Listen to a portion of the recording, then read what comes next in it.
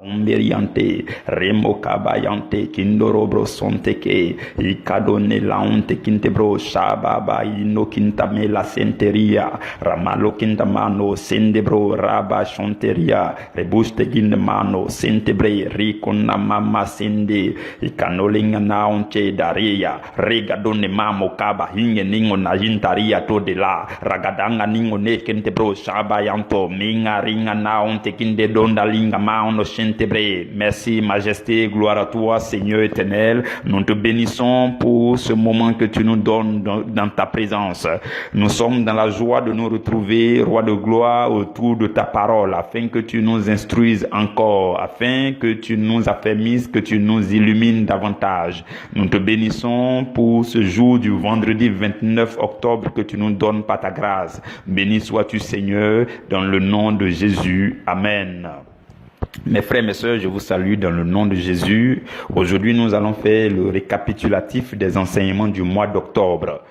Et vers la fin de ce temps, nous allons méditer sur notre texte d'appui qui est Matthieu chapitre 13, verset 52. Avec l'aide et la grâce du Saint-Esprit, nous allons tirer de ce texte quelques révélations qui vont nourrir notre être intérieur. Mais je vais déjà lire le texte. Je lis le texte, on fait notre récapitulatif et on médite sur le texte. Matthieu 13, lisons à partir du verset 51. Jésus qui parlait à ses disciples. Il dit, avez-vous compris toutes ces choses? Voyez-vous, Matthieu chapitre 13, c'est l'ensemble des enseignements, des paraboles de Jésus au sujet du royaume.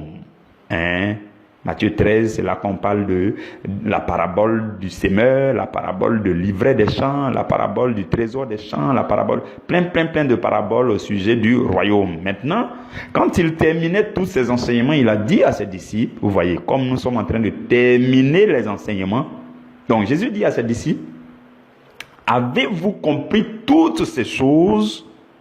Et ils ont répondu pour dire, oui. Maintenant, au verset 52 qui nous intéressera, et il leur dit, c'est pourquoi tout scribe instruit de ce qui regarde le royaume des cieux est semblable à un maître de maison qui tire de son trésor des choses nouvelles et des choses anciennes. Parole du Seigneur, nous rendons grâce à Dieu. C'est un verset qu'on peut avoir l'habitude de survoler. Vous voyez, les versets bibliques comme ça ne nous dit pas grand-chose. Quand on lit la Bible, on survole, ça ne nous dit pas vraiment grand-chose. Maintenant qu'on a l'occasion d'écouter un enseignement dessus, on se connecte davantage. Mais permettez qu'on fasse d'abord le récapitulatif de tous les enseignements du mois d'octobre. Et à la fin, nous allons faire notre petite méditation sur ce verset 52-là. Ce mois d'octobre qui est en train de s'achever, le Seigneur nous a fait la grâce d'avoir un sujet à méditer tout au long de ce mois. Et ce sujet ressort justement du thème général de la saison d'enseignement qui est la foi vivante. Parce que le thème général, c'est la foi vivante. Et chaque mois, nous avons un sujet que nous décortiquons. Et chaque jour de chaque mois, il y a un sous-thème que nous méditons. Donc, pour le mois d'octobre qui est en train de finir, le sujet, c'était la foi vivante au service du royaume. Ou encore, mettre la foi vivante au service du royaume. Tout a commencé le vendredi 1er octobre. Et nous ne sommes pas entrés tout de suite dans le vif du sujet. Nous avons fait d'abord la prière d'action de grâce pour remercier le Seigneur pour le mois de septembre qui venait de s'écouler et pour consacrer le mois d'octobre. Et le samedi, nous avons fait l'introduction des enseignements du mois d'octobre. Et là où toute chose va très bien commencer, c'est le lundi suivant, le lundi 4 octobre. Donc, quand cette semaine-là a commencé, le thème que le Seigneur nous a donné pour cette semaine, c'était l'élan de notre foi vers le service du royaume. Donc, nous avons décortiqué ce thème-là en 6 sous-thèmes. Le lundi, le premier sous-thème, c'était « Que représente le royaume de Dieu pour le chrétien ?» Nous avons vu ces choses dans les détails. Vous voyez, quand on fait le récapitulatif, vous pouvez ne pas partager les pains autour de vous régulièrement, ce qui est d'ailleurs recommandé, le fait de partager les pains. Mais au moins le récapitulatif, vous pouvez le partager. Parce que le récapitulatif, on profite pour rappeler les thèmes, les sous-thèmes que nous avons médités, de telle sorte que celui à qui vous avez partagé, s'il a localisé un sous-thème qui l'intéressait, il dit, mais tiens, donne-moi le pain, je vais écouter. Comprenez? C'est très important. Ensuite, le mardi, le sous-thème, c'était comprendre ce que signifie le service de Dieu. Pendant que je parle, vous pouvez déjà vous souvenir des points marquants de ces temps de méditation. Le mercredi, le sous-thème, c'était les 4 types de personnes dans la maison de Dieu. Vous vous souvenez? Les 4 types de personnes dans la maison de Dieu. Retournez à ces enseignements, mercredi 6 octobre. Le jeudi 7 octobre, c'était « Soyez la bonne semence, car l'ivresse, ce n'est pas vous. » Ensuite, le vendredi, « Il est temps de nous occuper des affaires du Père. » Et le samedi qui a suivi, c'était « La foi vivante doit nous faire épouser la responsabilité du salut. » C'était une première semaine de méditation. C'était une semaine très enrichissante, et le Seigneur nous a affermis. Je bénis encore son nom. Je lui dis merci pour la grâce qu'il nous a fait, pour sa fidélité, pour son amour. Il demeure avec nous, il nous enseigne, il nous révèle de nouvelles choses chaque jour, et nous bénissons son nom. Après, nous sommes entrés dans la deuxième semaine de méditation. Dans cette deuxième semaine, notre thème, c'était « Dieu a prévu le service pour notre épanouissement jusque dans l'éternité ». Et quand nous avons commencé le lundi 11 octobre, le sous-thème c'était « Si Dieu ne répond pas à vos cris, répondez à son appel ». C'était édifiant. C'était vraiment édifiant. Je bénis le nom du Seigneur. Le mardi 12 octobre, c'était le service du ministère, c'est apprendre à faire équipe avec le Saint-Esprit. Nous avons vu combien de fois il est important de faire équipe avec le Saint-Esprit. Et lorsque vous faites équipe vous prenez l'habitude de faire équipe avec le Saint-Esprit dans le service, vous devenez de plus en plus organisé dans votre vie personnelle et même dans le milieu professionnel. Ensuite, le sous-thème du jour suivant, c'était les dons de Dieu en vous ne se fructifie que dans le service de Dieu. Ce jour-là, nous avons parlé du fait que ce n'est que dans le service que vous pouvez, que les dons que Dieu a mis en vous peuvent produire pour vous des fruits pour l'éternité, ce qu'on appelle la récompense éternelle.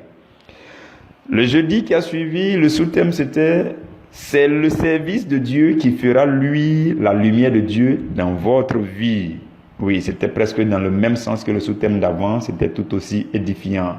Nous avons parlé du fait que Christ en nous, c'est l'espérance de la gloire. Nous avons pris Ésaïe 60, versets 1 à 2, où la Bible dit « Lève-toi, sois éclairé, car ta lumière arrive. » Nous avons vu plusieurs niveaux. Tu peux te lever et puis ne pas bouger. Quand tu te lèves, tu es déjà éclairé. Mais la gloire ne va pas venir si tu ne bouges pas. Vous vous souvenez très bien. Je donne quelques indices pour vous permettre de rafraîchir cela en vous, et si cela vous intéresse de retourner à ces enseignements, tout est disponible sur YouTube, sur Facebook. Vous pouvez y aller et écouter. Le vendredi qui a suivi, le thème c'était l'équilibre entre votre famille, le ministère et votre travail séculier. Oui, le Seigneur nous a aidés à établir l'équilibre. Nous avons vu ce jour-là que pour un équilibre parfait, il faut Dieu. Dieu d'un côté, la famille et votre travail. Il faut établir un équilibre parfait. Le samedi, le dernier jour de cette semaine, de cette deuxième semaine, le thème c'était « Donnons priorité à ce qui comptera au jugement dernier ». C'était un sous-thème un peu effrayant, mais c'était édifiant. Nous avons vu les éléments, les critères de jugement au jugement dernier. Et nous avons vu que dès maintenant, il convient pour nous de mettre l'accent sur ces choses. Nous avons vu que c'était 4 choses, non? Que Dieu va mettre l'accent dessus au jugement dernier. Donc, le salut de notre âme, le nombre d'âmes qu'on a gagné, comment nous avons utilisé notre talent, est-ce que nous avons gardé la foi jusqu'à la fin? Ce sont de ces choses que nous avons parlé. C'était édifiant. Et nous avons dit qu'il faut qu'on mette l'accent sur ces choses pendant que nous sommes encore en vie, parce que ça sera déterminant au jugement dernier. Après cela, nous sommes entrés dans la 3e semaine, qui était la semaine dernière. Et le thème, c'était « Ma chrétienté pour le service du royaume ». Ce thème a été décortiqué en 6 sous-thèmes. Le lundi 18 octobre, le sous-thème, c'était « Comprenons que la chrétienté est déjà une vie de consécration à Dieu ». Donc, nous avons dit durant cette méditation-là, nous avons dit que le fait de devenir chrétien n'est pas ailleurs, et puis le fait de se consacrer à Dieu pour une vie de sanctification n'est pas ailleurs. C'est la même chose, c'est ce que ça signifie. Le mot consécration, les gens ont trop mystifié ça. Consacrer à Dieu, ça veut dire je me consacre, ma vie chrétienne est déjà une consécration à Dieu. J'appartiens à Dieu, corps, âme et esprit. On a vu des textes dans ce sens-là. Et on a vu que tu ne peux pas t'attacher à Dieu sans t'intéresser à son service. Vous voyez, non? C'est de ces choses qu'on a parlé ce jour-là. Tout ça, c'était édifiant. Et ça nous donne encore la joie, de telle sorte qu'on peut encore retourner les écouter pour que nous soyons doublement, triplement édifiés. Mardi 19, le sous-thème c'était « Ce que chacun est concrètement appelé à mettre au service du royaume ». Concrètement, le mot « concrètement » nous a poussé à aller dans les détails, dans la pratique. On a vu que notre être entier, esprit, âme et corps, doit appartenir à Dieu, selon que nous le dit la Bible, dans 1 Corinthiens, dans 1 Thessaloniciens 5, versets 23 à 24. C'est ça, où la Bible dit notre esprit, l'âme et le corps doivent appartenir à Dieu totalement. Et on a vu bien d'autres versets bibliques. Par la suite, nous avons vu que ce que nous devenons même dans le ministère appartient aussi à Dieu. Une chose est d'entrer dans le ministère et Dieu nous transforme au sein dans le service. Et ce que nous devenons encore, on doit consacrer ça à Dieu. Et nous devons aussi consacrer les choses de notre vie, notre temps, notre volonté propre, notre bonne forme, nos ressources et les sources de nos ressources. Tout ça doit être consacré à Dieu. Et on a vu ces choses, c'était magnifique. Le mercredi qui a suivi, le sous-thème c'était « S'aimer vos faiblesses au service du Dieu qui rend capable ». Ah, c'était fort ce jour-là. « S'aimer vos faiblesses au service du Dieu qui rend capable ». Ah, c'était magnifique. On a vu dans 1 Corinthiens, chapitre 1, versets 26 à 29, que Dieu n'appelle pas les gens qui sont déjà prêts, qui sont déjà au top. Non, mais même quand il appelle ceux qui sont au top, il va les travailler, il va les briser, il va les former, il va les forger, il va les transformer. Mais par principe, Dieu appelle ceux qui sont faibles. Et quand il les appelle, il faut aussi qu'ils s'humilient davantage. Et Dieu les transforme encore et les utilise. C'était intéressant, toutes ces choses qu'on a vues ces jours-là. Ensuite, le jeudi 21 octobre, notre sous-thème c'était « La foi vivante est plus que la confession. C'est une profession ». On a dit que la véritable vie chrétienne va au-delà de la simple confession. De telle sorte qu'à chaque fois on nous demande quelle est ta confession religieuse, je suis catholique, je suis évangéliste, je suis baptisé. On est trop dans ces choses-là et ça nous maintient au bas niveau. Le plus haut niveau, c'est la profession de la foi. La foi doit devenir une fonction, une profession, un métier. On a vu ces choses ce jour-là, c'était magnifique. On a vu ça vraiment dans les détails. Le Saint-Esprit nous a fait la grâce de comprendre plein de choses. Le vendredi 22 octobre, le sous-thème c'était les différents niveaux de profession de la foi chrétienne. On a vu aussi ce sous-thème-là dans les détails, c'était intéressant. La profession de la foi, les niveaux de responsabilité dans le service, ainsi de suite. Comment est-ce qu'on évolue à travers le service, et jusqu'à faire du service son ministère, sa profession à temps plein ou bien à temps partiel, tout cela. On a vu ces détails. Oui, je nous ai dit qu'il y a une différence entre l'appel au service et l'appel au ministère. L'appel au service, ça vient après. L'appel au ministère, ça vient après. Tout le monde doit accepter l'appel au service, mais l'appel au ministère vient après pour que tu deviennes berger, pasteur, évangéliste, prophète, apôtre, docteur, bishop, révérend si tu veux, évêque. Tout ça dépend de toi, mais ça vient après.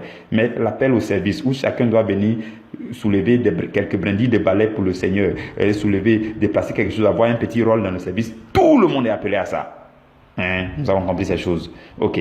Le samedi, pour terminer cette 3e semaine-là, le sous-thème c'était « Dieu demande une génération de missionnaires dévoués ». Une génération de missionnaires dévoués, où nous avons vu que l'évangile a besoin d'être prêché jusqu'aux extrémités de la terre, alors viendra la fin, selon que Jésus le dit dans Matthieu 24, verset 14. Jésus dit, tant que l'évangile n'est pas prêché dans tout le monde entier, pour servir de témoignage à toutes les nations, alors la fin ne viendra pas. Et Jésus a dit encore à ses disciples, lui-même il ne sait pas ni l'heure ni le jour de son retour. ni les anges, mais c'est le Père seul qui sait.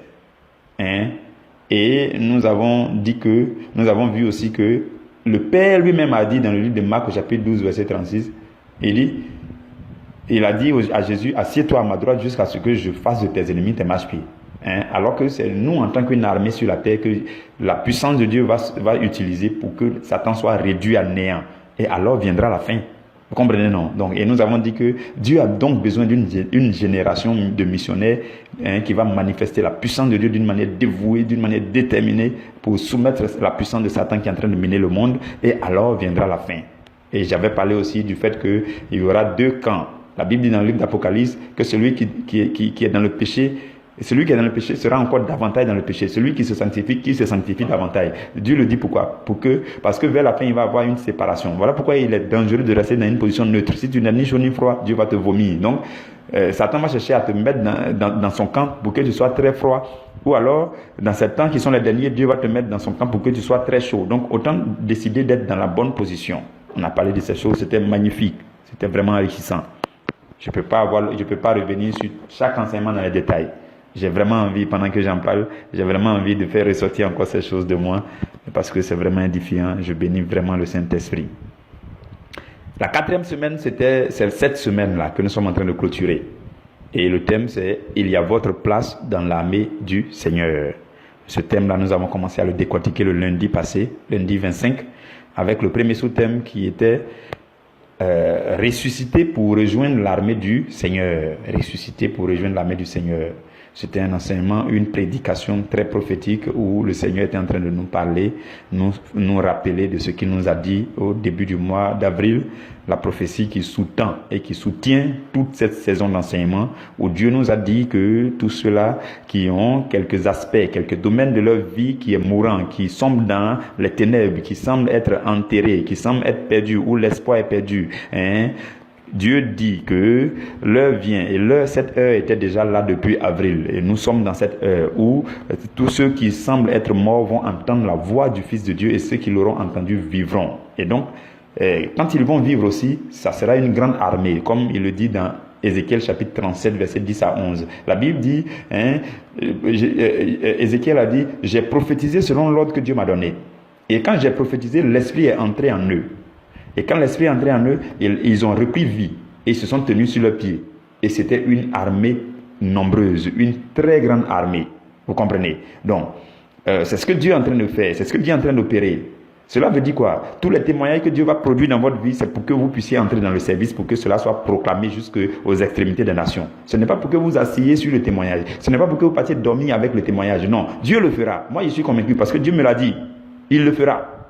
Il dit, tous ceux qui entendront la voix du Fils de Dieu, il y a des domaines de vos vies qui seront touchés par l'Esprit de Dieu. La puissance de l'Esprit va entrer sur ces ossements desséchés de vos vies pour que les nerfs montent dessus, la chair va monter, la peau va couvrir et la vie va entrer et votre vie, les aspects de vos vies vont commencer à revivre et cela va vous rendre encore plus intime au Seigneur. Mais la suite logique, c'est que vous puissiez vous engager dans le service, dans cette armée du Seigneur, pour que la bonté de Dieu soit proclamée, la puissance de Dieu soit proclamée. C'est ce que Dieu va faire au fait. C'est ce que Dieu a décidé de faire. Vous comprenez? Moi, je ne fais que vous le dire. La preuve, quand il a dit ça à Ézéchiel, vous vous souvenez, si vous lisez les versets d'avant, il a dit à Ézéchiel, les ossements que tu vois, est-ce qu'ils vont revivre? Ézéchiel dit, mais moi, je ne sais pas. Moi, je ne sais pas, c'est toi le Dieu puissant, moi, je ne sais pas. Il dit, Seigneur, je ne sais pas, toi seul le sais.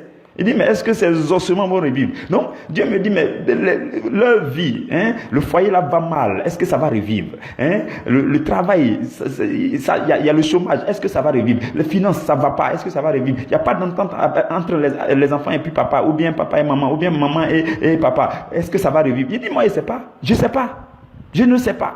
J'ai dit à Dieu, mais c'est toi seul qui sais. Ok, maintenant Dieu me dit, prophétise pendant 7 mois, prophétise, parle. Parle seulement. Chaque jour, tu enseigneras. Tu vas lui donner les révélations de ma parole. Tu vas proclamer sur leur vie. Tu vas déclarer. Parle seulement. Maintenant, qu'est-ce qui s'est passé? Ézéchiel dit, mais j'ai prophétisé selon l'ordre que Dieu m'a donné. Chaque jour. 6 méditations, 6 enseignements, 6 prédications chaque jour. Chaque semaine, pardon. Donc, chaque mois, du lundi au samedi, prédication. Ézéchiel dit, mais j'ai prophétisé selon que Dieu m'a dit. Moi, je ne sais pas s'ils vont revivre ou pas. Mais en tout cas, Dieu m'a dit de prophétiser. Et pendant que je prophétisais, et pendant que je suis en train de terminer la prophétie, l'Esprit de Dieu va continuer à entrer en eux. Il va faire son œuvre en eux. Et tous les domaines de leur vie vont revivre. Mais il faut qu'ils gardent à l'esprit. Il faut qu'ils soient conscients. Il faut qu'ils gardent dans leur conscience que Dieu veut qu'ils soient l'armée de Dieu. Vous avez compris ces choses? Vous savez ce que Dieu fait, Dieu a un plan glorieux, magnifique. Mais on doit rentrer dans son plan, on doit comprendre son plan. Voilà pourquoi quand vous dites Amen, il faut que ce soit avec le désir puissant, le désir profond de proclamer cela un jour dans une équipe de service.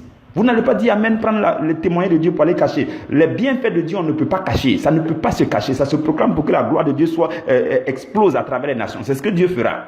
Et Dieu va continuer à vous bénir, je vous le dis. Pour ceux qui sont pleinement sous ces prophéties, qui ont compris pleinement qu'ils sont dedans, vous avez déjà commencé à voir les changements, les témoignages, les transformations dans vos vies. Et vous avez commencé à admirer votre Dieu. Vous avez commencé à magnifier la puissance de votre Dieu. Mais cela ne va pas s'arrêter là, ça va continuer. Je vous le dis, c'est la vérité. Ça va continuer.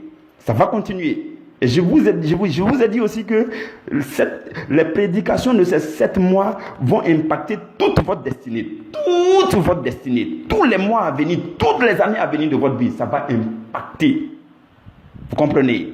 Bon, quand j'arrive toujours sur cette partie, je suis en feu. Parce que c'était cette prophétie, cette révélation puissante que Dieu m'avait donnée en avril, quand on commençait ces choses. Mais, Dieu veut vraiment que vous puissiez vous imprégner de son message. On a parlé de comment marcher avec la prophétie, comment vivre dans la prophétie. Vous devez marcher dans cette prophétie constamment. Souvenez-vous que Dieu a dit que pendant ces 7 mois, tout ce que j'ai entendu, l'Esprit va rentrer dans ce domaine de ma vie qui va mal. Alors, ce domaine va ressusciter. Gardez cette foi, demeurez en Dieu, avec le désir profond de proclamer, de témoigner, et que vos témoignages traversent les frontières pour atteindre les nations. Parce que si l'évangile n'est pas proclamé dans tout le monde entier, la fin ne viendra pas justement. Alors qu'il faut qu'on travaille, l'armée doit se lever. Que Dieu vous bénisse. Maintenant, le mardi qui a suivi là, mardi 26 octobre avant-hier là, le sous-thème c'était « Il est temps d'occuper la place que Dieu vous a réservée au sein de l'œuvre ». Ça aussi, c'était un sous-thème magnifique, édifiant. C'est encore frais dans notre esprit. Et le mercredi, avant-hier, mercredi 27 octobre, le sous-thème c'était « Il est temps de militer pour le transfert de la foi ». Ça aussi, c'est encore frais dans votre esprit. Et ne serait-ce que hier, jeudi 28, notre sous-thème c'était « Soyez au moins des ouvriers de la dernière heure ». Et la dernière heure est là. C'est encore frais dans votre esprit. Que Dieu vous bénisse, que Dieu vous garde. Nous sommes à la fin. Nous avons fini de récapituler tout. Jésus dit, il dit dans Matthieu, il dit dans Matthieu chapitre 13, qu'est-ce qu'il dit? Dans Matthieu chapitre 13, il dit, avez-vous compris toutes ces choses? Oui, répondit-il. Je suppose que c'est ta réponse actuelle.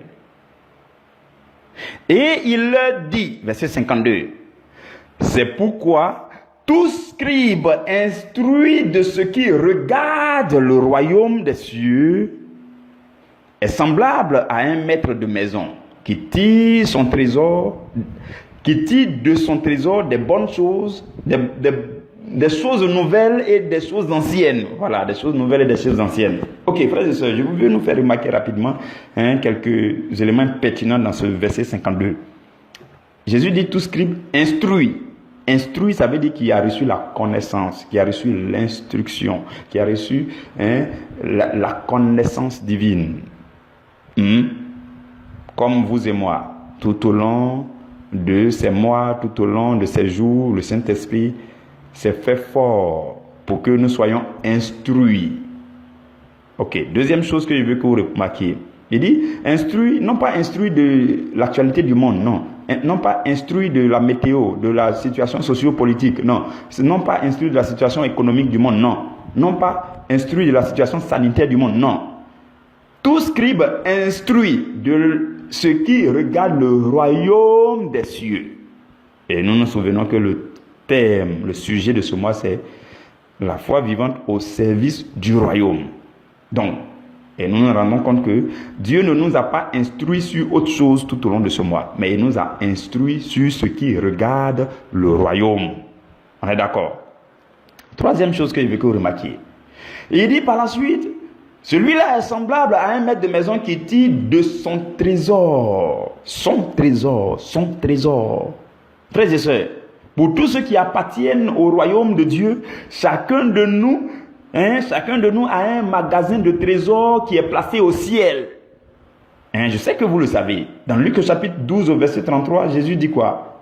Jésus parle de trésor là-bas. Il dit, vendez ce que vous possédez et donnez-le en aumône. Faites-vous des bourses qui ne s'épuisent point. Un trésor inépuisable dans les cieux. Chacun de nous a un trésor inépuisable dans les cieux. Au fur et à mesure que vous faites de bonnes œuvres, que vous êtes dans le service, que vous êtes impliqué, que vous êtes agréable au Seigneur, que vous manifestez votre foi, vous construisez un trésor inépuisable, un magasin de trésors pour vous au ciel. Donc chacun a son trésor au ciel. Et la Bible dit, le voleur ne peut pas s'approcher de là. La teigne ne peut pas détruire ce trésor.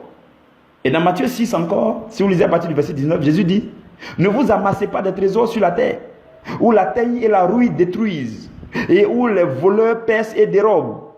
Mais amassez-vous des trésors, où ça? Dans le ciel, où la teigne et la rouille ne détruisent point, où le voleur ne perce point ni ne dérobe. Vous comprenez? Donc, chacun de nous a un magasin de trésors au ciel. Selon que dans ta vie chrétienne, tu portes du fruit, tu fais des choses, ainsi de suite, tu fais de bonnes œuvres, ainsi de suite, le magasin au ciel, là, pour toi, est rempli davantage de trésors. C'est ce que nous sommes en train de dire. Donc, depuis que vous êtes chrétien et que vous portez du fruit pour le royaume, votre magasin de trésors est de plus en plus approvisionné. Et vous pouvez y tirer des provisions pour votre subsistance terrestre. Voilà pourquoi la suite dit, il tire de son trésor des choses nouvelles et aussi des choses anciennes. Pourquoi des choses anciennes? Parce que dans votre trésor, il y a déjà des choses anciennes. Depuis que vous êtes devenu chrétien, les moindres bonnes œuvres que vous avez à faire ont fait que vous avez déjà des trésors là-bas. Mais peut-être que vous n'en êtes même pas conscient. Et vous ne savez même pas comment demander. Voilà pourquoi il a dit, vous avez besoin d'être instruit de ce qui regarde le royaume des cieux. Vous avez besoin d'avoir la connaissance. Parce que le peuple de Dieu périt parce qu'il lui manque de la connaissance. Si tu n'es pas instruit au sujet du royaume, tu ne sauras pas comment tirer de ton trésor les choses anciennes qui sont déjà là-bas et les choses nouvelles qui sont en train de s'ajouter là-bas. Vous avez compris ce verset? C'est ce que Dieu veut nous dire. Pour que tu sois, il y a des chrétiens qui ont leur ciel chargé. Souvent on entend, oui, le nuage de trésors là c'est chargé, mais la pluie n'est pas encore tombée. Qu'est-ce qui va faire tomber la pluie? Il faut que tu sois instruit au sujet de ce qui concerne le royaume. Les principes du royaume. Quand vous lisez les paraboles du royaume dans Matthieu 13, vous verrez les principes du royaume, vous saurez comment faire. Une chose est de connaître quelque chose, une autre chose est d'appliquer.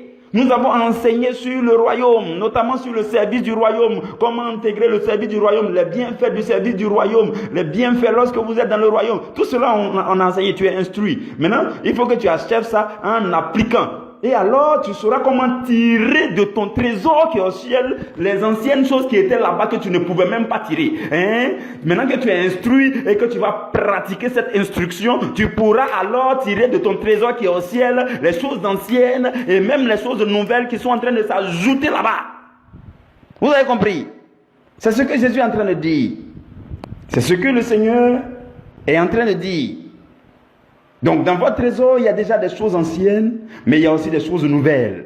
Et une fois que vous êtes correctement instruit de tout ce qui concerne le royaume et que vous marchez dans ces instructions, vous allez savoir aussi comment faire pour tirer de votre trésor ce que vous voulez pour votre subsistance.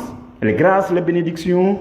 Le verset que je prends souvent, c'est que la Bible dit, quelque part, je crois dans le livre de Colossiens, nous sommes bénis de toutes sortes de bénédictions en Jésus-Christ dans les lieux célestes. On n'a pas dit sur la terre. Maintenant, pour que ça descende là, tu fais comment? Tu dois être instruit des principes spirituels, des principes du royaume. Comment faire pour prier? Avec quelle foi prier? Qu'est-ce qu'il faut faire? Comment, vous voyez, par exemple, durant ce mois, on a parlé d'intégrer le service ainsi de suite avec tous les détails.